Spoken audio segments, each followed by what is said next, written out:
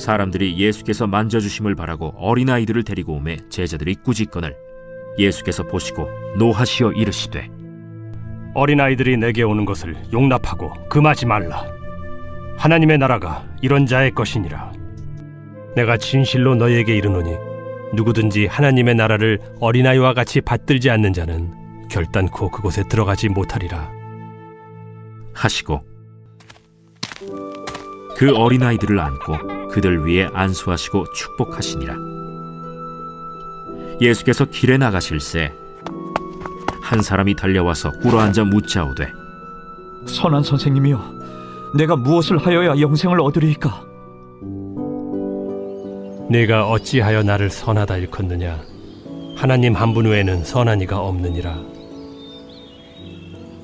네가 계명을 안 하니 살인하지 말라, 간음하지 말라, 도둑질하지 말라, 거짓 증언하지 말라, 속여 빼앗지 말라, 내 부모를 공경하라 하였느니라. 선생님이여, 이것은 내가 어려서부터 다 지켰나이다. 예수께서 그를 보시고 사랑하사 이르시되 네게 아직도 한 가지 부족한 것이 있으니 가서 네게 있는 것을 다 팔아 가난한 자들에게 주라. 그리하면 하늘에서 보화가 네게 있으리라. 그리고 와서 나를 따르라. 그 사람은 재물이 많은 고로 이 말씀으로 인하여 슬픈 기색을 띠고 근심하며 가니라.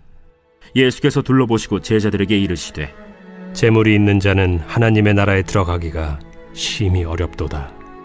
제자들이 그 말씀에 놀라는지라. 예수께서 다시 대답하여 이르시되 얘들아, 하나님의 나라에 들어가기가 얼마나 어려운지 낙타가 바늘기로 나가는 것이 부자가 하나님의 나라에 들어가는 것보다 쉬우니라. 제자들이 매우 놀라 서로 말하되 그런즉 누가 구원을 얻을 수 있는가? 하니 예수께서 그들을 보시며 이르시되 사람으로는 할 수 없으되 하나님으로는 그렇지 아니하니 하나님으로서는 다 하실 수 있느니라. 세례식만으로 주는 어떠한 의미가 있을 것 같아요. 네. 특별히 오늘 세례식을 통해서 제가 설교의 내용들이 다 얘기가 됐거든요. 네, 어떻게 제 원고를 찢어버릴까요? 네, 오늘 말씀 마가복음 10장 12절에서 27절까지의 말씀을 보면 두 가지 이야기가 나와요. 그렇죠? 첫 번째 이야기는 어떤 이야기였죠? 어린아이들이 예수님께 오는 그 이야기였고, 두 번째 이야기는 저희들이 많이 들어보셨을 거예요. 부자 청년에 관한 이야기입니다. 이 두 가지의 이야기를 통하여서 좀 우리가 가지고 있는 구원의 관점, 영생에 대한 그런 생각들을 다시 한번 점검해 보기를 원합니다. 어떠한 것을 얻기 위해서 노력해 본 적이 있으신가요? 다들 있으실 것 같아요. 왜냐하면 우리의 삶은 사실 그러한 구조 가운데 놓여져 있기 때문입니다. 오늘을 살아가는 우리는 너무나 잘 알죠. 가치 있는 것을 얻기 위해서는 좀 더 노력을 해야 한다는 것을. 세상의 구조가, 세상의 시스템이 그렇습니다. 그리고 이 사실은 저희들 어른뿐만 아니라 아이들도 알고 있는 것 같아요. 그렇게 아이들도 무엇인가를 얻기 위해서 노력하죠. 때로는 그러지 않아도 되는데 부모의 사랑을 받기 위해서, 부모의 인정을 받기 위해서도 아이들은 좀 수많은 노력을 하고 있는 것 같습니다. 우리는 가치 있는 것들을 얻기 위해서 노력을 합니다. 오늘 성경에 나온 이 사람도 그런 것 같아요. 이 사람에 대하여서는 마태복음에서는 청년이라고 표현하고 있고 누가복음에서는 관료, 간호원이라고 표현하고 있습니다. 하지만 이 세 복음서, 저희들이 읽은 마가복음 그리고 마태복음, 누가복음에서 이 청년을 공통적이게 부르고 있는 그 단어가 있는데 바로 부자라는 거예요. 그렇지만 이 부자인 청년에게는 고민이 있었습니다. 이 고민은 어떻게 보면 저희들이 가지고 있는 고민과 마찬가지이기도 할 것 같아요. 무엇을 해야지 영생을 얻을 수 있습니까? 이 부자 청년이 이 고민을 가지고 예수님께 나오기 전까지 얼마나 오랜 시간 갈등을 했는지 사실 느낄 수 있는 순간입니다. 당시 유대교에서는 율법을 지키면 하나님의 언약 안에 있는 것이고, 하나님의 언약 안에 있다면 당연히 구원을 받고 영생을 누릴 수 있다라고 생각을 했어요. 그런데 이 청년은 자신이 어떻게 이야기합니까? 예수님이 10계명에 있는 계명에 대해서 이야기하자 청년은 뭐라고 해요? 다 압니다. 그리고 저는 어려서부터 이 율법을 다 지켰습니다라고 당당하게 이야기를 해요. 그럼에도 불구하고 그 청년은 고민이 있었던 거예요. 이 율법을 지키는 것과 영생과 무슨 관계가 있지? 그리고 성경에서는 이 청년이 부자라는 표현을 쓰고 있는데 예수님께서 부자는 천국에 들어가는 것이 심히 어렵다라는 표현을 했을 때 제자들이 어떻게 해요? 아, 그렇구나 라고 했나요? 아니죠. 성경에 보면 심히 놀랬다라고 이야기를 해요. 왜냐하면 그 당시 가지고 있던 그 사람들의 이 생각은 어떠냐면 부자는 어떻게 부자가 되는 것이죠? 하나님께서 축복, 복을 주셔야지만 부자가 되는 거예요. 그렇다면 부자이니까 이미 하나님의 축복을 받았고 하나님의 축복을 받았으니까 당연히 구원을 받았다, 영생을 받았다라고 이야기를 하는 것입니다. 부자는 그런 상황 가운데 있는 거예요. 모든 사람들이 볼 때 이 부자 청년은 구원을 받아야 했어요. 그런데 본인 가운데서는 갈등이 있었던 거죠. 내가 율법을 지켜서 이때까지 왔는데, 그리고 내가 부자로서 하나님의 축복을 누리고 있는데 내가 정말 영생을 받았을까? 그리고 예수님께 찾아와요. 그리고 예수님께 묻습니다. 무엇을 해야지만 영생을 얻을 수 있습니까? 이 대답에 대해 이것에 대해서 예수님께서는 이렇게 대답하십니다. 내가 어찌하여 나를 선하다 일컫느냐? 그러니까 청년이 찾아왔을 때 예수님께 선한 선생이요라고 찾아오잖아라고 이제 먼저 예수님을 부르잖아요. 그러니까 왜 나를 선하다고 이야기하느냐라고 이야기를 하면서 예수님은 하나님 한 분 외에 선한 이가 없느니라라고 얘기하고 있어요. 예수님의 대답은 예수님의 신성을 부인하는 말은 아니었습니다. 나는 선하지 않다라고 말씀하시는 것도 아니었어요. 그렇지만 예수님께서는 왜 하나님 외에 선한 분은 없다라고 말씀하시고 있냐면 이 청년으로 하여금 깨닫게 하시는 거죠.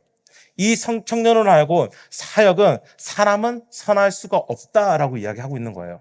너 역시 선할 수가 없다라고 이야기를 하면서 너는 영생을 받을 수 없다라고 이야기하고 있는 것입니다. 그리고 예수님께서 계속 말씀을 하시죠. 이러한 법들이 있다. 율법들이 있다. 그리고 거기에 대해서 청년은 내가 이 모든 것을 지켰다라고 이야기를 합니다. 그리고 예수님은 사랑하는 마음이 그 청년을 향하고 있었어요. 그리고 그 사랑하는 마음으로 청년에게 이야기를 합니다. 아직도 부족한 게 하나 있다. 그리고 명령하십니다. 내 모든 것을 팔아 가난한 사람들에게 나눠주고 나를 따르라. 그러면 하늘의 보화가 내게 있을 것이다 라고 말씀하세요. 그런데 이 명령을 들은 청년은 슬픈 기색을 하고 근심하며 예수님을 떠났다라고 성경은 이야기하고 있습니다. 그리고 그가 재물이 많았기 때문입니다 라고 성경은 설명하고 있어요.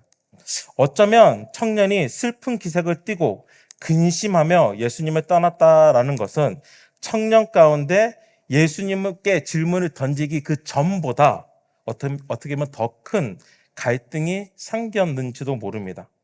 자신은 영생을 얻기 위해서 무엇이라도 하러 왔는데 자신이 아무것도 할 수 없음을 깨달았을 때에 마음의 무거움을 가지고 갔는지도 모릅니다. 우리도 사실 이 질문을 던지고 있어요. 어떻게 영생을 얻을 수 있습니까?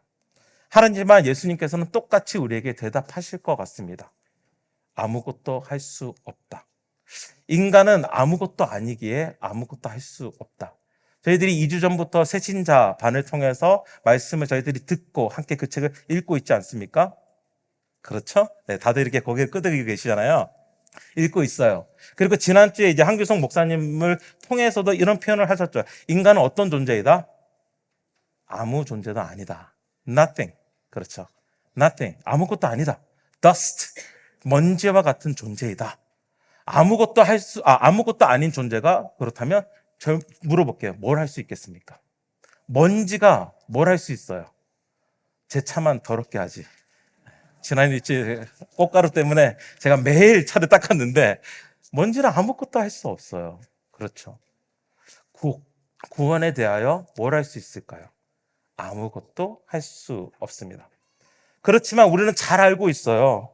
그 복음을 마음에 품고 매일 살아가고 있어요. 나는 아무것도 못합니다. 예수님밖에 없습니다. 라는 그 고백을 하면서 우리는 매일 걸어가요.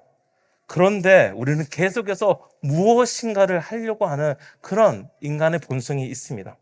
그 이유를 사실 수요일 말씀 가운데서 나눠 드렸어요. 우리는 처음에는 예수님을 믿었을 때 정말 예수님 밖에 없구나 라고 고백을 하지만 하나님의 거룩하심을 깨닫는 시간들이 점점점 많아지고 하나님의 거룩하심을 깨닫는 가운데서 나의 죄를 발견하는 시간들이 점점 많아지잖아요. 그런데 점점 예수님이 더 커지고 더 아름다워 보여져야 되는데 우리는 하나님의 거룩하심을 발견하는 가운데서 하나님이 거룩하시니까 나도 내 자신을 거룩하게 만들어야겠다라는 그 생각 때문에 더 열심히 더 열정을 가지고 예배를 드리고 기도하면서 말씀을 읽는다라는 것이죠. 그게 참 안타까운 거예요. 하나님께서는 이미 우리를 사랑하셨잖아요. 하나님께서 우리가 이미 죄인 되었을 때에, 우리가 이미 죽었을 때에 우리를 위하여 정말 그 사랑을 확증하신 그 모습이 무엇입니까? 예수님께서 이 땅에 오셔서 우리를 위해 죽어주셨잖아요. 이미 우리에게 보여주신 그 사랑은 100%의 사랑인 거예요. 그런데 우리는 하나님께서 내가 이걸 해야지만 나를 사랑하시겠지?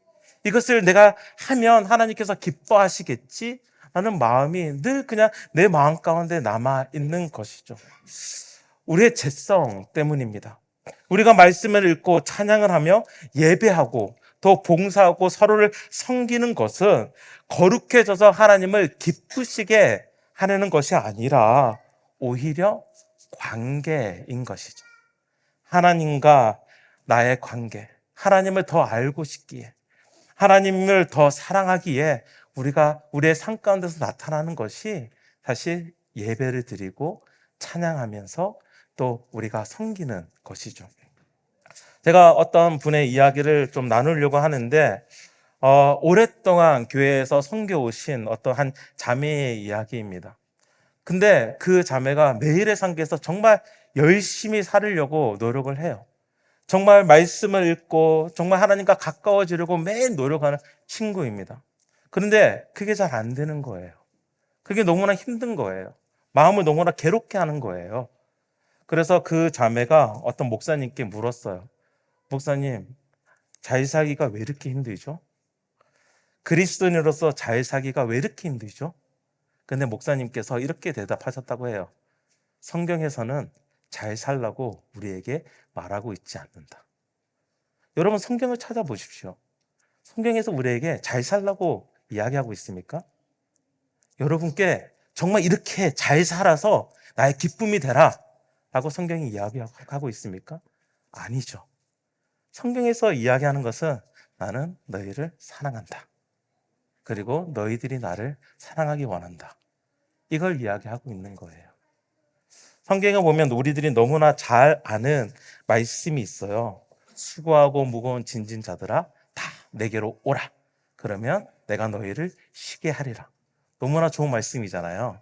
그리고 우리가 일상 가운데서 힘들고 지칠 때 이 말씀을 묵상하면서 예수님께 나아가야지 라고 이제 이렇게 생각할 수 있는데, 근데 전체적인 그 상황, 그 구절이 적혀진 문맥을 보면 어떤 내용이냐면 사실 율법 때문에 율법을 통해서 율법을 지켜야지 구원을 얻는다고 생각하는 유대인들에게 던진 말씀인 거예요. 너희들이 영생을 얻으려고 그 율법을 지키고 있느냐? 그게 아니다. 그러니까 율법의 그 무거운 짐을, 그 율법을 지키기 위해서 너가 수고하는 그 모든 것을 그냥 나에게 오라는 것이죠. 그러면 나에게서 구원을 발견하게 되고 생명을 얻게 될 것이라는 말씀인 것이에요. 아까도 말씀드렸지만 저희 아이들이 참 사랑스럽죠. 때로는 정말 패고 싶을 만큼 사랑스럽지 않습니까?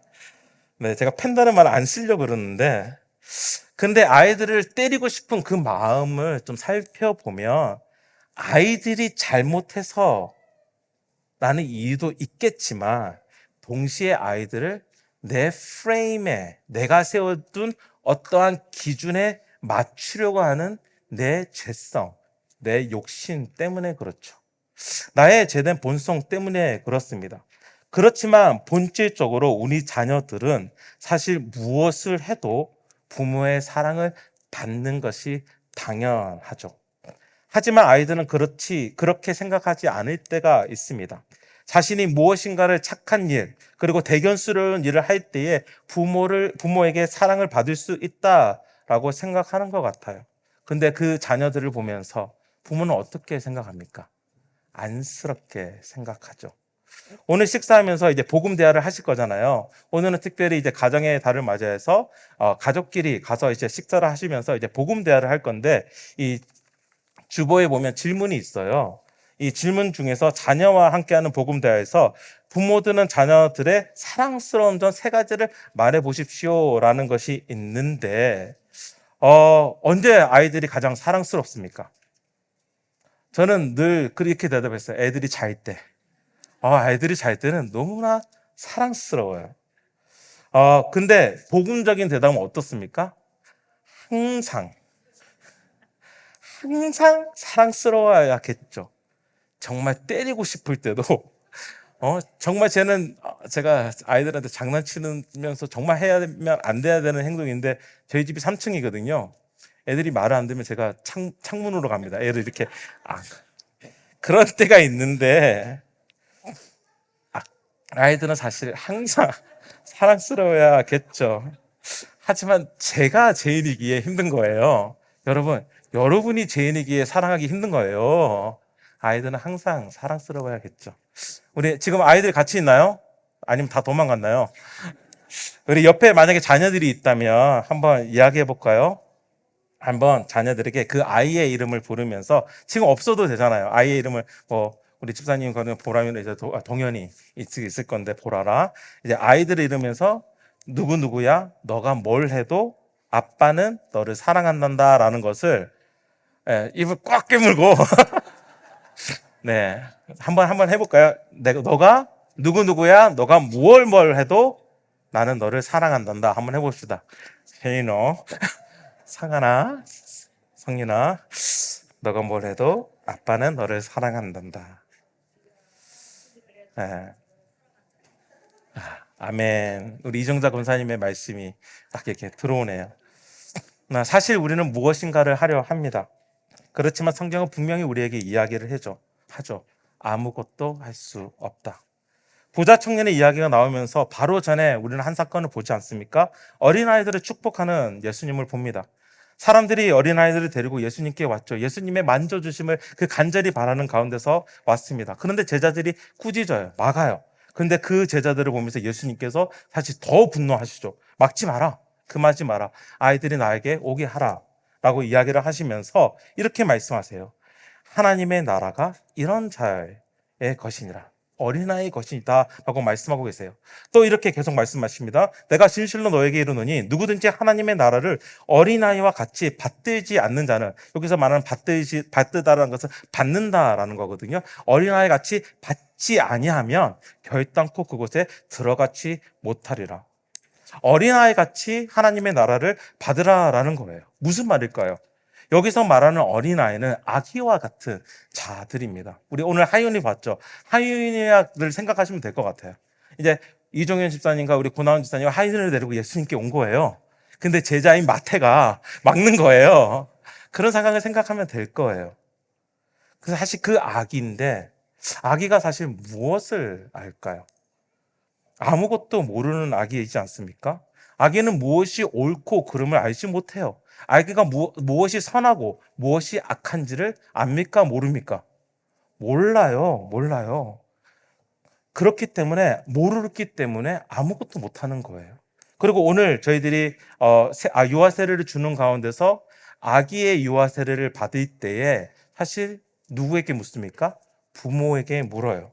이정현 집사님, 고나은 집사님에게 둘째 딸 하윤이가 세례를 받을 때, 어제도 저희들이 세례 문답을 했는데 하윤이가 그 문답에 대해서 대답한 것이 아니라 부모가 대답을 한 거예요. 그러니까 부모의 대답에 따라서 사실 유아 세례를 준 거죠. 하윤이가 유아 세례를 받을 때 뭘 했죠? 네, 울기는 했어요. 네, 아무것도 하지 않았습니다. 그렇지만 부모를 통해서 또 교회 공동체를 통해서 유아 세례를 받은 것이죠. 이러한 것처럼 아기는 아무것도 하지 못합니다. 영생에 대해서 우리가 무엇을 할 수 있을까요? 어린아이와 같다면 아무것도 하지 못한다라는 거예요. 하지만 아기가 할 수 있는 한 가지가 있죠. 아까 우리에게 보여줬죠? 우는 거. 배고플 때 울고, 아플 때 울고, 기저귀 갈아달라고 울고, 그냥 시시때때 계속 울어요. 그때마다 부모는 어때요? 사실 힘들어요. 힘들지 않습니까? 너 때문에 또 왜 우니? 새벽 2시, 새벽 4시, 새벽 6시, 정말 시시때때로 계속 울어요. 근데 우는 가운데서 우리는 힘들지만 아이는 왜 우는 것입니까? 그 울음을 통해서 무엇을 말하고 있는 것입니까? 사실 아무것도 할 수 없기에 부모를 의지한다는 표현이 우는 것이죠. 부모에게 자신을 온전히 맡기는 것이 아기에게는 사실 우는 것입니다.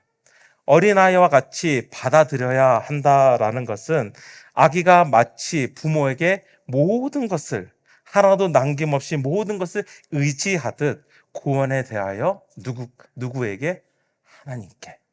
하나님께 맡기는 거예요. 하나님을 의지하는 것이죠. 아무것도 못하니까, 아무것도 아니니까 하나님께로만 의지하는 것입니다. 제가 지난주에 제 아이들에게 크게 화를 낸 적이 있어요. 저는 화 안 낼 것 같잖아요. 한 목사님은 화낼 것 같은데 저는 별로 화 안 낼 것 같잖아요. 그렇지만 저도 원칙주의인 그런 사람이다 보니까 화를 냈는데 속이 부글부글 올라오다가 성윤이에게 드디어 폭발을 했습니다. 그래서 제가 때리지는 않죠. 그렇지만 말의 공격이 시작됐습니다. 너 그렇게 할 거면 나가. 제가 어릴 때 들었는데 이거는 안 해야지 했는데 그냥 나오더라고요.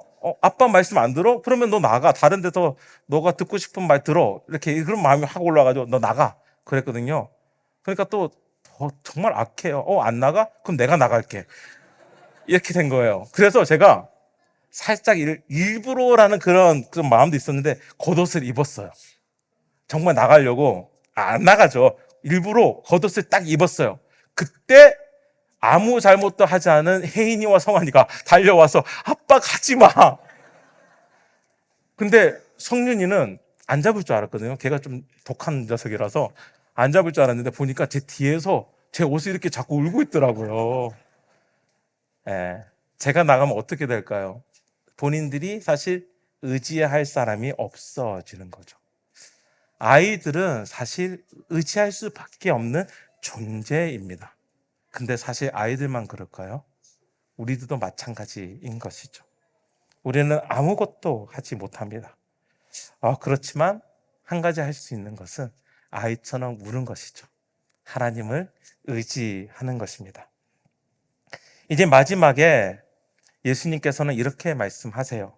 예수께서 그들을 보시며 이르시되 사람으로는 할 수 없을 때, 이 영생에 관하여, 구원에 관하여 사람으로는 할 수 없을 때 하나님으로는 그렇지 아니하니 하나님으로서는 다 하실 수 있느니라. 하나님께서 하신다라는 것이죠. 하나님께서 구원하신다라는 것이죠. 그리고 하나님의 구원하심이 우리에게 어떻게 다가왔습니까? 예수님께서 이 땅에 오셔서 십자가를 지심으로 우리의 죄에 대해서 완전히 그것을 용서하심으로 또한 부활의 사건을 통하여서 우리에게 주신 사건인 것이죠. 그렇기 때문에 나는 아무것도 안 했지만 예수님께서 하신 그 일 때문에 하나님께서 하십니다. 하나님께서는 다 하실 수 있습니다. 라는 예수님의 말씀과 같이 하나님께서는 우리에게 영생을 이루셨기 때문에 우리가 이 영생 가운데 놓여졌다라는 것이죠. 우리는 아무것도 하지 못합니다. 하지만 하나님께서 하셨습니다. 이제 우리는 아이들처럼 나는 아무것도 하지 못합니다 라는 이 고백과 함께 그렇기에 하나님만 의지합니다 라는 고백이 나의 입술과 그리고 나의 삶에서 일어나기를 주님의 이름으로 축원합니다.